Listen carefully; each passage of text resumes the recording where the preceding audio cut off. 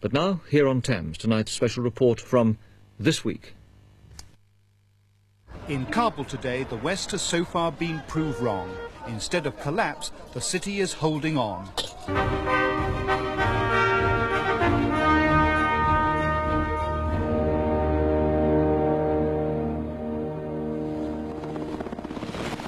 Afghan Air Force helicopters lift off from an army base near Kabul. They fly at treetop height to avoid sophisticated anti-aircraft missiles, but they can now be hit by small arms fire. Helicopter pilots in Afghanistan need to be alert. This, according to Western predictions, was one journey that journalists should not have been able to make. It was the Kabul government's way of demonstrating which side controlled Afghanistan's most strategic link. The helicopters took us north of Kabul towards the mountains of the Hindu Kush. We followed the Salang Highway, originally built by the Russians and now the Kabul government's supply lifeline to the Soviet Union.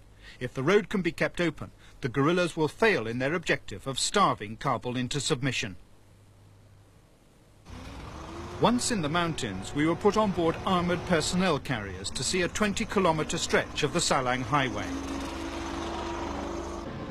It well deserves the nickname Ambush Alley. In their 9-year embroilment in Afghanistan, the Russians fought to keep the Salang open, and the Mujahideen guerrillas fought to close it. The debris of war is everywhere. This stretch of road was blocked by a guerrilla force until a month ago. In the past, entire supply convoys have been halted, shot up and burnt out. Petrol tankers are a particularly favoured target. Without fuel, the government army stops. And not a villager moves. As the Russians prepared to pull out, they destroyed every community on the highway. The Russians created a desert in Afghanistan and failed even to establish peace.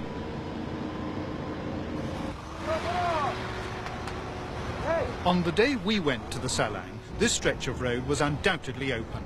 A guerrilla attack could just as certainly close it again, but in the meantime, Kabul's army is winning its spurs. A few months ago, these soldiers were written off. There's now something to celebrate.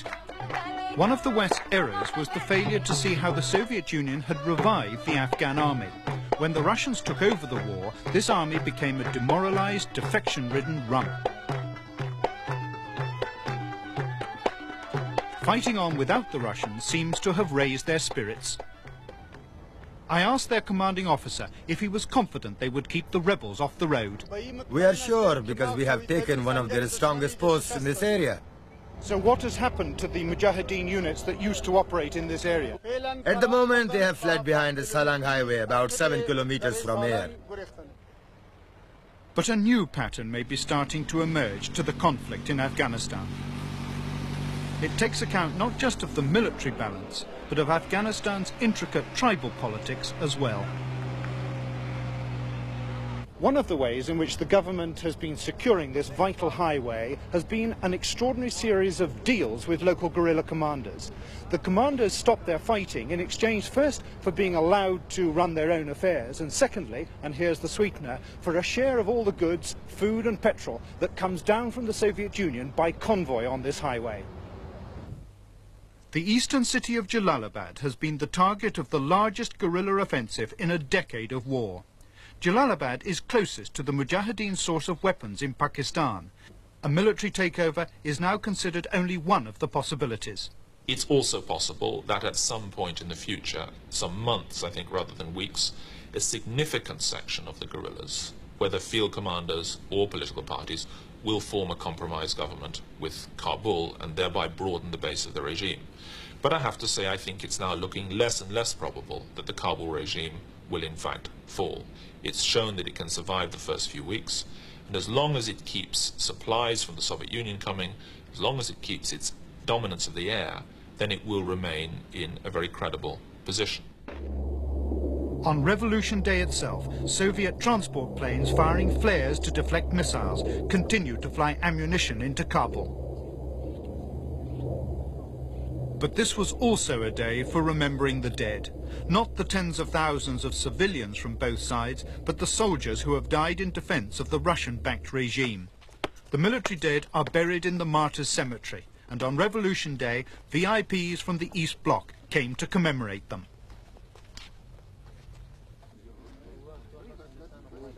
They also came to mark the regime's survival during 12 critical weeks without the support of 115,000 Soviet troops. The Russians entered Afghanistan in 1979 because they thought the communist regime would collapse. The collapse was averted, and survival is still underpinned by Soviet arms. Kabul's refusal to fall means that the war in Afghanistan has now entered a grim new phase. With Russian soldiers back behind their own frontiers, the conflict here has reverted to the civil war that preceded the Soviet intervention of a decade ago. The difference and the tragedy for Afghanistan is that the two superpowers are arming their friends in the field as never before. Both the Soviet Union and the United States apparently prepared to fight, as one cynical expression puts it, to the last Afghan. A rocket on Revolution Day. The victims this time were two little girls. Their families saw them die. The rocket landed in the family compound, probably Chinese manufacture, paid for by American intelligence. Anahita was 12. Her sister Asiba was 8. In all, 23 people were killed in Kabul by Revolution Day rockets.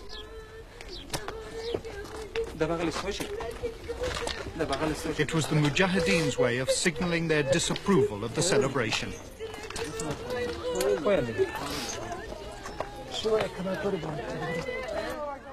Another Revolution Day rocket lands in a residential area. Another 4-year-old called Ataullah is in a coma. 4 members of his family have already died today. And Ataullah will also die on Revolution Day. A 12-year-old girl called Layla is very lucky. According to the doctor, her chest injury is superficial and she'll be home in a few days.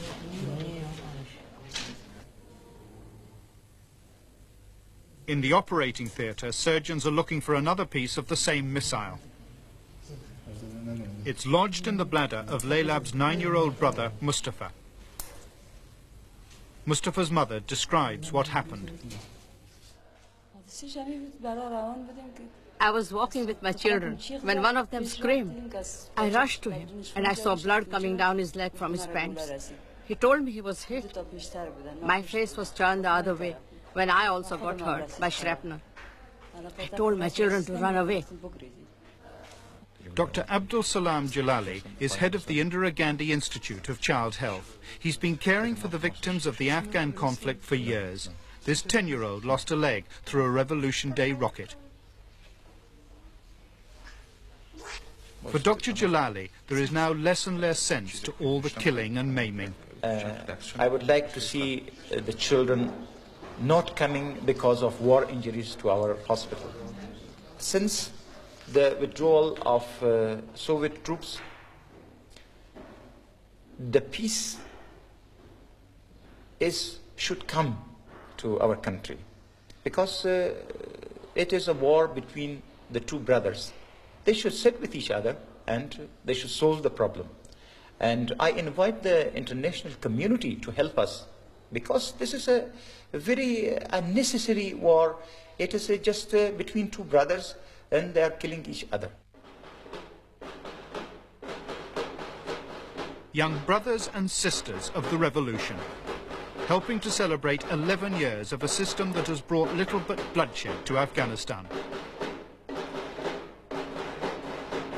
President Najibullah now tries to give it a new direction.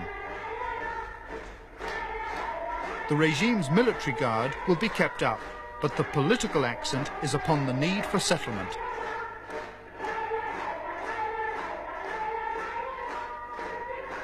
Najibullah says he will share power, even give up power, as part of a settlement. But the enemies of the revolution still want to see its destruction. And for the time being, the pressures on Kabul, its regime and its people will be sustained. Despite the air of normality, Kabul lives on a knife edge. The unreliability of supplies threatens to tip poverty into starvation.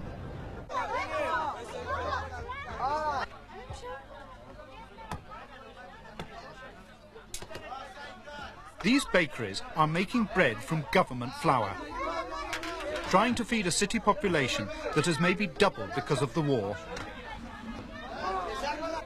But the government can only send to the bakeries what reaches the city in aid from the Soviet Union. The bread here costs a subsidized 8p a loaf and is all that most people can afford. The market price here, for example, has trebled since September. It has doubled since January. And it's beyond the reach of people, ordinary Kabulis, and in particular the vulnerable groups that we're trying to reach ourselves. The United Nations has been living a hand-to-mouth existence of its own in Kabul. In the last few months, the UN has made distributions to some 15,000 families, but the flour and sugar are running out. Staff have to keep back the women who will not get rations. Western governments, like the British, will not give food to the UN for fear of bolstering the regime. After this distribution, there was only 1 day's supply left. I have to recall that this was one of the poorest countries in the world 10 years ago, before this war started. And it has now had 10 years of devastating war. It is now that much poorer, and it's going to take a lot of resolve and effort by the Afghans themselves, an enormous amount of assistance from the international community in order to get them back to the very unsatisfactory state of affairs they were in 10 years ago. In Kabul, there is political fallout from all the years of shortages and disruption brought on by the war. We found a terrible war weariness, made worse because the Soviet withdrawal seems to have brought peace no nearer. We'd expected a dutiful loyalty towards the regime. Instead, we encountered indifference and some hostility, even a wish to accommodate the Islamic conservatism of the Mujahideen. On the campus at Kabul University, we thought that young women students would be among the government's supporters. The revolution was staged in the name of social progress, after all, and the regime can point to advances in the cause of women. But again, we were surprised. Young women put the need to end the war above everything else. The question was the conservatism of the Mujahideen and the issue of the veil. Mujahideen haven't come yet. If they come and we know the principle, we could decide. And now we don't know about their principles. If they come and the peace will also come, we will accept to wear veil and we will stay at home if there's peace. When you would accept to wear a veil? Yes. When there's war and the women are illiterate and they have knowledge, when there's war, what's the use of this knowledge? Does everyone here accept to wear a veil if the Mujahideen come? Yes, if there is peace, we will. You would accept to wear a veil? Yes, of course. And would you accept to wear the veil? Yes. Do you think the Mujahideen, if they come, do you think they will push the women back into the homes? I think so, yeah. It doesn't matter if I am ruled by Mujahideen or this government. I want peace. The government doesn't matter for me.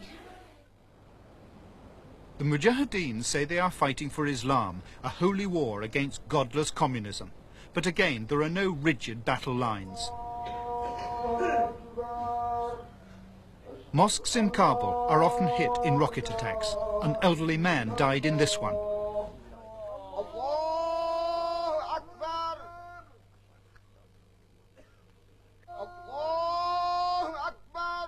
Does the mosque's chief priest see the Mujahideen as the custodians of Islam?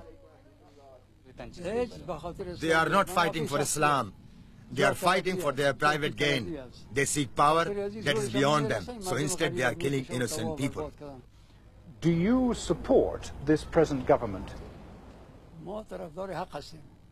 We support what is right.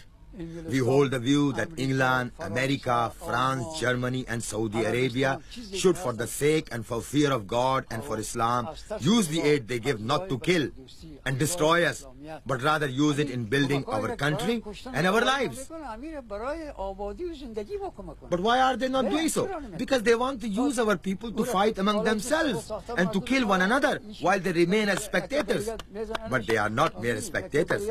They have responsibility for what goes on here. The saddest and commonest refrain in Afghanistan, that the continuing war is less a conflict among the Afghans than a war of outsiders. On the Kabul side, the pride of one superpower is fully engaged. A defeat for the regime would be a serious blow for Soviet standing among its allies. So Kabul will be supplied with what it needs. This aircraft began a new food airlift into the capital. But for every food shipment, there are many more arms shipments. Each flight protected by anti-missile flares. The government receives the most sophisticated weaponry it can handle to combat the Mujahideen. The Russians are supplying arms to the Kabul regime, and they've made very clear that they intend to keep their commitments for military aid and economic aid to the Kabul government. But the Russians are also looking to broaden the Kabul regime, and they are appealing to the West and Pakistan without any success to set up some kind of coalition government. But what they're really saying is, if you don't set up a coalition government now, and Najib survives another year, then the chances of there being a coalition will be much less, because Najib will have much less of an incentive to compromise. American Stinger anti-aircraft missiles being loaded onto a Mujahideen pack horse. Stinger supplies may now have been halted because of fears that the guerrillas were passing the weapons on to Iranian groups. But the provision of other weapons continues uninterrupted. The Afghan connection is the CIA's largest ever operation. So the pride of the other superpower, the United States, is also fully engaged in the outcome of the Afghan conflict. The Americans have not altered their policy. They are still going for a military solution in Afghanistan. They're saying it's going to take longer, it might take 2 or 3 years, but they're going to put in more weapons into Afghanistan. They are still encouraging the Pakistanis to go into Afghanistan and support the guerrillas. And therefore the Americans have, as it were, retreated from their most optimistic strategy, but have come up with a new one. They're talking about stamina, a long haul, a war of attrition, but they're saying that in the end, Jalalabad will fall, Kabul will fall. So they are very much still in there, and they're not looking for the kind of compromise that the Russians are looking for. On Kabul's perimeter, units of the Afghan army are geared up for defense. In 3 months, there has been no major guerrilla attack, not even one to divert attention from Jalalabad, nor has there been an internal insurrection. So what happens next? Does Robert Fox see the prospect of a significant or successful assault on Kabul this summer? I think they have to have a go. They have to have a go simply for propaganda purposes and to signal to their sponsors and the outside world that we are serious, that we do intend to defeat the Najibullah regime and we do intend to set up our national liberation government. And could they succeed? I don't think they will. I don't think they will because of the things that we see around ourselves here, and because they have, again, got to convert themselves from a rural guerrilla army into an army which is capable of taking and holding a city. They've taken cities, 1 or 2 in the past, but they've shown no capability of holding ground for any length of time. Sweeping the streets of Kabul, another semblance of normality. But everything here is expectation and uncertainty, a war without an end in view. The man in charge, the mayor of Kabul, is a retired general. The question, General, is whether you can, in your view, hold Kabul without Soviet troops. Yes, we held it already. We hold it, I mean. And through the summer? Through the summer too. And next winter? No question. I hope so. You don't see any chance now? I have, maybe there will be some difficulties, but I don't see any chance for them to come here to keep Kabul. If they took Kabul, I'll be in the mountain and I'll fight against them. The prospect of an outright guerrilla victory in Afghanistan is now receding. Sooner or later, that may prompt a reassessment by the Mujahideen and their Western backers. In the meantime, the people of Afghanistan will keep paying the price. 9-year-old Mustafa emerges from the operating theatre, a piece of shrapnel successfully removed from his bladder. We were told he will make a good recovery. His mother, Shafika, sums up the impact of the war on her own and other families. The effects of the war have been nothing but destruction and killings. People suffer hunger and their lives are destroyed. We are poor and have to provide food for our children and buy them clothes. We have to go through great hardship. But then we get injured and hit by bullets and are brought to hospital to rot. These are the effects of war. For the civilian people of Afghanistan, the prayer is for peace to be granted soon.